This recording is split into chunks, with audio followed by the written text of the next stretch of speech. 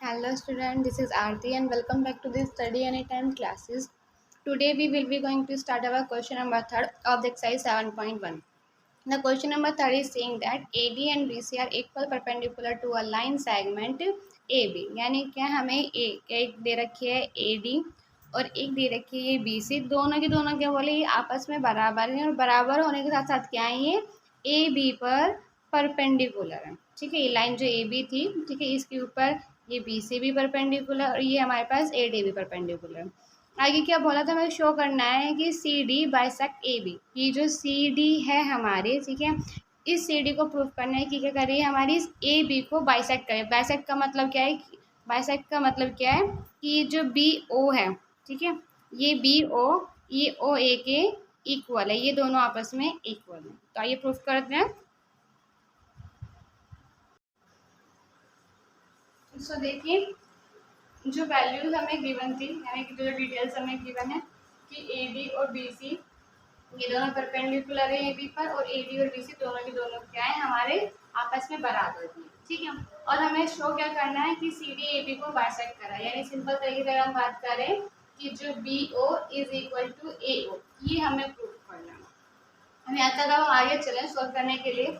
तो सबसे पहले देखिए हमें ट्राइंगल, इसके लिए हम पहले इन दोनों ट्राइंगल को क्या करेंगे, कॉन्ग्रुएंट प्रूव करेंगे। तो कॉन्ग्रुएंट करने के लिए क्या करेंगे, सबसे पहले लेके चलते हैं in triangle O A D and O B C, इन दो ट्राइंगल्स को ले लिया। ठीक है जी, अब यहाँ देखो इन दोनों ट्राइंगल में हमें सबसे पहले क्या गिवन है, ये तो हमें गिवन है कि ए बी जो है वो बी सी के बराबर है। तो हमने लिख दिया है कि जी भाई ए बी जो है वो हमारे पास बी सी के बराबर है। ठीक है जी, दूसरी चीज अगर हम देखें तो हमें क्या दे रखा है भाई, परपेंडिकुलर का मतलब क्या होता है कि 90 डिग्री का एंगल बनाएंगे। तो यानी जो एंगल ए है, ए ओ ए डी वाले का एंगल ए और उसका हमारा जो एंगल बी है, ये दोनों भी क्या है आपस में बराबर है। ये वाली चीज तो हमें गिवन थी।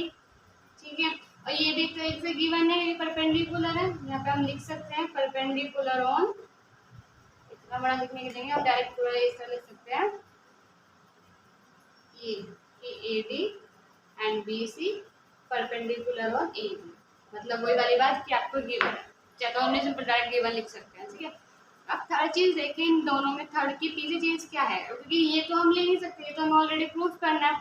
तो अब एक चीज देखो भाई, हमें क्या है बी सी और ए बी भी तो आपस में इंटरसेक्ट कर रही है, और इंटरसेक्ट लाइन में क्या होता है वर्टिकल अपोजिट एंगल आपस में बराबर होते हैं, ये हम पढ़ के आए हैं। ठीक है, तो यहाँ से हम इससे क्या लिख सकते हैं कि जो हमारा एंगल डी ओ ए होगा, यानी ये वाला एंगल इज इक्वल किसकी होगा, एंगल बी ओ सी की। तो एंगल बी ओ सी, रीजन क्या लिखेंगे, वर्टिकल अपोजिट एंगल।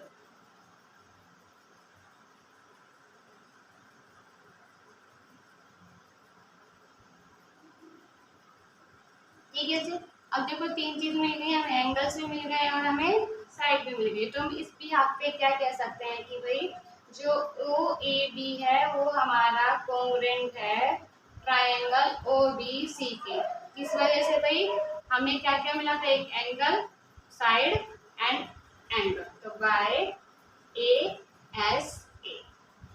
ठीक है जी, अब यहाँ से जब हमने ये प्रूव किया था कि भाई एंगल साइड एंगल से क्या है, ये हमारा आपस में इक्वल है, तो हम यहाँ से क्या बोल सकते हैं, जब दो ट्राइंगल्स को हमने आपस में कॉन्ग्रुएंट प्रूव कर दिया तो इसकी जो बची हुई साइड है वो भी तो आपस में बराबर हो गई। तो हम यहाँ से क्या बोल सकते हैं कि जो ओ बी है वो इज इक्वल होगा ओ ए, या फिर जैसे हमने बी ओ और ए ओ बोला था, तो किस वजह से होगा, by C P C T, यानी क्या कॉरस्पॉन्डिंग पार्ट हो गए भाई हमारे कॉन्ग्रुएंट ट्राइंगल के। ठीक है, तो ये क्वेश्चन कंप्लीट, चलता है नेक्स्ट फोर्थ क्वेश्चन पर।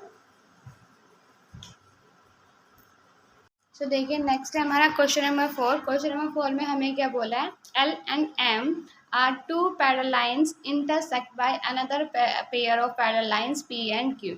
यानी क्या है कि हमें ये दो दे रखी कि एक एल लाइन है और एक ये एम है, दोनों के आपस में पैरेलल है और ये दोनों लाइंस को एक पी और क्यू, ये दोनों लाइन इंटरसेक्ट कर रही है जो कि ये दोनों भी आपस में पैरेलल है। ठीक है, तो उस बिहाफ पे हमें क्या बोला है, हमें क्या शो करना है कि जो ए बी सी है, यानी कि हमारे पास ये वाला ट्राइंगल प्रूव करना है कॉन्ग्रुएंट है हमारे पास सी डी ए, यानी सी डी ए।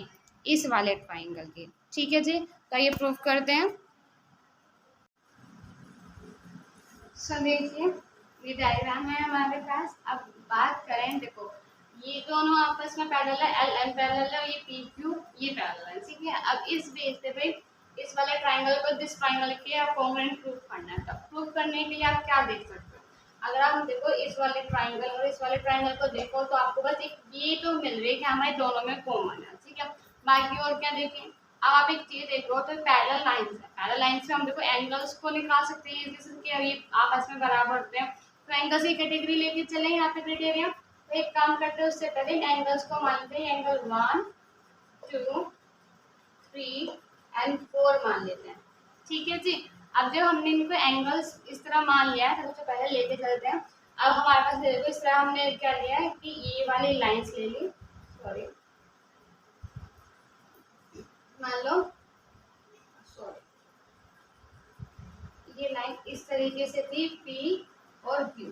ठीक है, इसमें इस तरीके से ये ट्रांसवर्सल होता है। ठीक है, ट्रांसवर्सल ये वाला A था और ये वाला C। ठीक है, तो यहाँ पे हम सबसे पहले क्या लेके चलना है कि PQ हमें क्या रहा है, हम सबसे पहले लेके चलेंगे कि PQ when P parallel Q and transversal AC transversal, तो उस कंडीशन में हम देखो क्या निकाल सकते हैं। अब आप यहाँ पे एक चीज देखो तो हमें इतना हमें पता है कि भाई ये वाला एंगल क्या होता है, इस एंगल के बराबर होता है। क्यों होता है भाई, अल्टरनेट इंटीरियर एंगल इंट्रोडक्शन में पूरे अच्छे से करके हैं, थ्योरम भी और बाकी हमने पैरेलल लाइंस के बारे में पढ़ा तब भी देखा था चैप्टर 6 के इंट्रोडक्शन में। ठीक है, तो यानी हम देखो यहाँ पे एंगल 1 लिया है और ये वाला हमने एंगल 4 लिया, तो इस बिहाफ पे हम क्या बोल सकते हैं कि भाई जो एंगल 1 है वो इक्वल रहेगा एंगल 4 के। रीजन क्या रहेगा, अल्टरनेट इंटीरियर एंगल। ठीक है जी,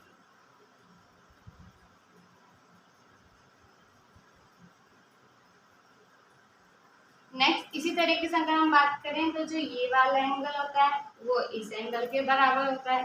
रीजन क्या हुई, इससे अल्टरनेट, क्योंकि दूसरे अल्टरनेट इंटीरियर है, तो ये कौन सा 2 और 3, तो यहाँ पे भी हम क्या बोल सकते हैं कि एंगल 2 जो होगा, थोड़ा नीचे लिखते हैं नीचे दिखाएगा कि जो एंगल 2 होगा वो इज इक्वल होगा एंगल 3 के।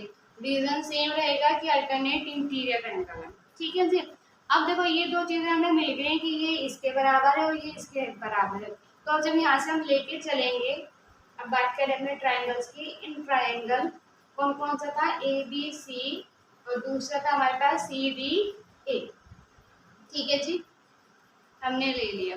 अब यहाँ पे देखो, अब हमने ये जो प्रूव कर दिया कि जो 1 है क्योंकि नीचे वाला ट्राइंगल और ये वाला ट्राइंगल, अब इसमें हमने प्रूव कर दिया कि ये वाला इसके इक्वल, तो लिख सकते हैं कि जो एंगल 1 है वो एंगल 4 के इक्वल है और जो एंगल 2 है वो एंगल 3 के इक्वल है। रीजन क्या है, हमने ऊपर प्रूव कर दिया, प्रूव अब। ठीक है जी, इसमें भी सेम यही है, ऊपर हमने प्रूव कर दिया। अब जब देखिए हमने एंगल 1 को 4 के प्रूव कर दिया, 2 को 3 के, और एक चीज तो मैं साफ साफ देख ही रही थी कि AC क्या है, इन दोनों में कॉमन है। ठीक है जी, ये इसको रीजन क्या लिखेंगे, कॉमन। अब यहाँ से हमें देखो क्या मिल गया, दो एंगल मिलकर एक साइड मिल गए, तो ये क्या हो गया हमारे पास कि ABC, सॉरी यहाँ इक्वल नहीं, यहाँ पे एंड लिखना था। ठीक है, कि ABC कॉन्ग्रुएंट है एंगल CDA के। किस वजह से भाई, by sorry angle side angle के क्राइटेरिया। ठीक है जी, तो ये क्वेश्चन नंबर 4 भी कंप्लीट हमारा। नेक्स्ट क्वेश्चन पे चलता है लेकिन नेक्स्ट वीडियो में। ठीक है, अगर आपको वीडियोस अच्छी लगी हो, समझ में आ रहे हो, तो ऐसे आगे और वीडियोस के लिए प्लीज चैनल को लाइक करना ना भूलें और वीडियो को लाइक करें, शेयर करें एंड चैनल को सब्सक्राइब भी करें।